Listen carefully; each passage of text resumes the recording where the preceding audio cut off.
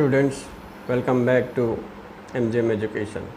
Odia optional grammar section रे पिला माने अलंकार टिके देखिबो। अलंकार 5 मार्क पड़ती।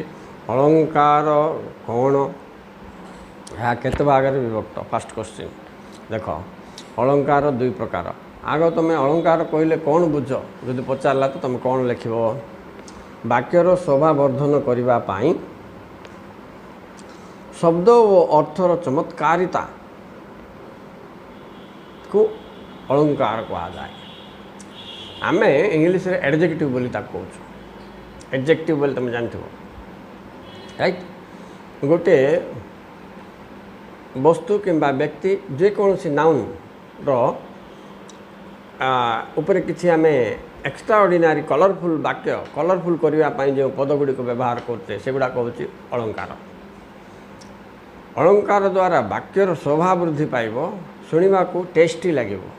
तुम जान एणुक प्रत्येक कवि लेखक एमाने सबुबले ये अलंकार पछरे गुड़े था आम जमी एडजेक्टिव पछरे राइटर्स माने गुड़ाउछन्ति। एटा दुई प्रकार पिला माने। एक हूँ शब्दालंकार आ गोटे हूँ अर्थ अलंकार। दुई प्रकार है। गोटे शब्द अलंकार आ गोटे कौन पिला माने अर्थ अलंकार, राइट? शब्द को सरस सुंदर करने जो सब पद आम व्यवहार करवा से हूँ तुम शब्द अलंकार। ताहले अर्थ कौन?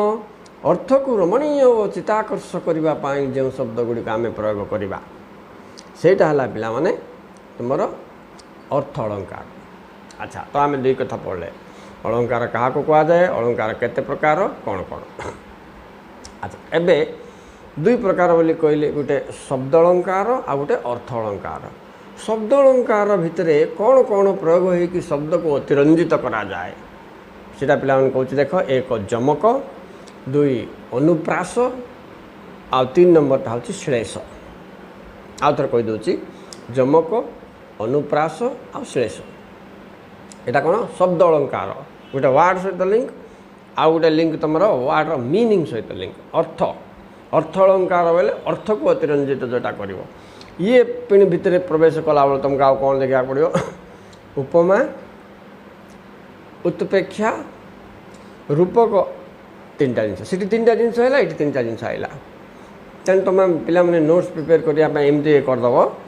शब्द अलंकार इज इक्वाल टू जमक, अनुप्रास, श्लेष। ये 3टा जिन देखिए। इे अर्थ अलंकार हेले मत उपमा, उत्प्रेक्षा आ गोटे रूपक देखा। कहले आज तुम ये 3टा कौन से 3टा कौन जानदेवाई चेष्टा कर। ताहले अलंकार यार प्रकार भेद तो ए सरला। भितर को तुम जावाई चेष्टा करवा। तो कहल पिला माने अनुप्रास एक कि अलंकार? शब्द ना अर्थ? अर्थ ना शब्द? शब्द अलंकार सहित कहीं 3टा कही जमक, अनुप्रास आ श्लेष। ये 3टा हूँ शब्द अलंकार। अच्छा, अनुप्रास बेले कौन? एकाधिक व्यंजन वर्ण साम्य रही बारंबार आवृत हेले यहाँ अनुप्रास अलंकार बोली कहे। आग अनुप्रास अलंकार सीटा जमी तुम गोटे उदाहरण देती देखुली मु देखी नब कालिका बकालिका मालिका का छुटी अली कालिका कांत स्मरी रक्षा केमंते करी करिबा मत करी गतिकी एमंते विचारी।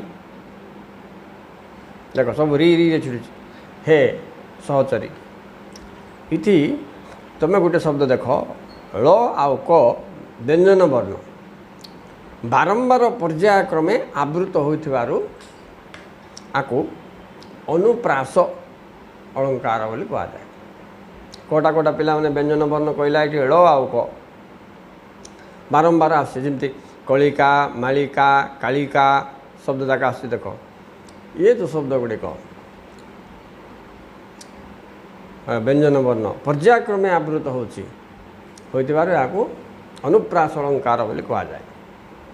अनुप्रास मध्य केते प्रकार अच्छे जानवा पिला माने 5 भाग विभक्त कराई 5 भाग विभक्त कराई कौन कौन देख एक छेका अनुप्रासक अनुप्रास तापरे वृत्त्यानुप्रास तापरे श्रुत्यानुप्रास तापरे लटानुप्रास तापरे अंत्यानुप्रास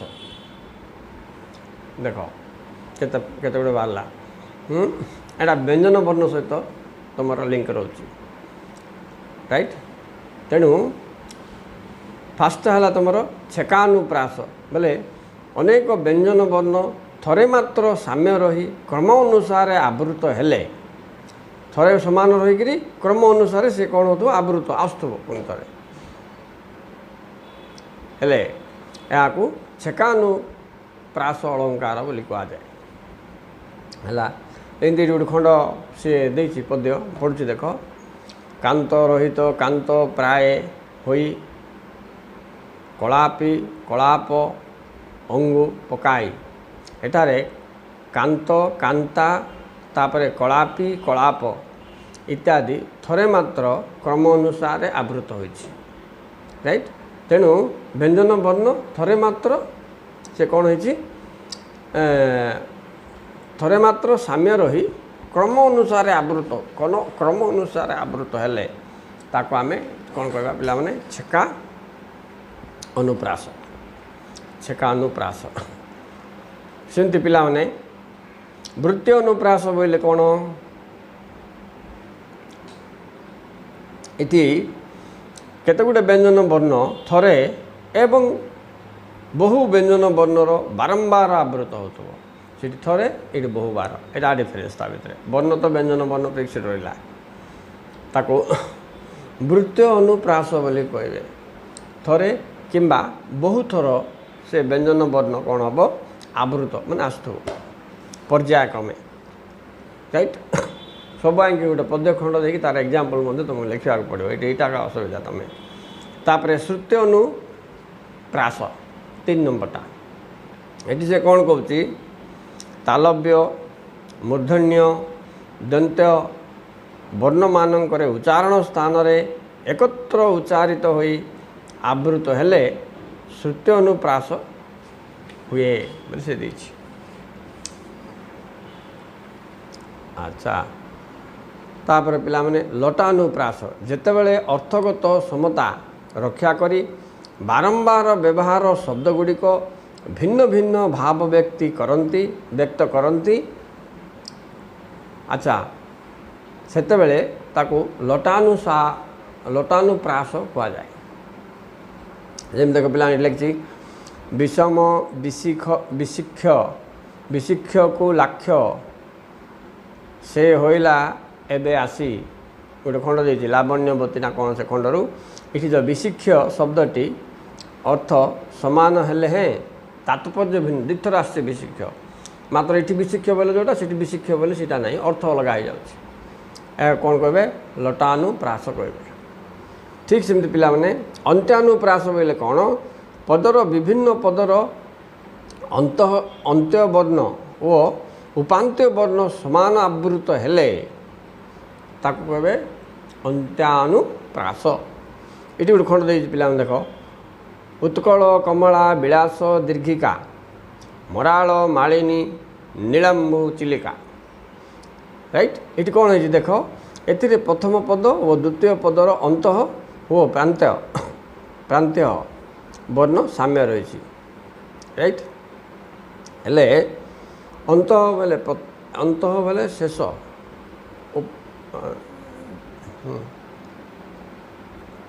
है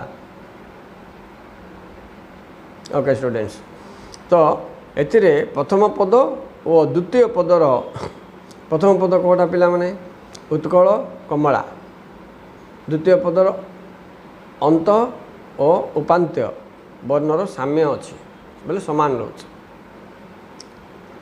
अच्छा ओके स्टूडेंट्स यहाँ थिला तुमर अलंकार विषय जस्ट टिके तुम सहित मुझे सेयार कली मत तो साहित्यर से डीपली अध्ययन करनी खाली शब्दपुंजे तुम शुणिले शुणा द्वारा मन रहा उद्देश्य ये कली। Thank you for watching. Thank you.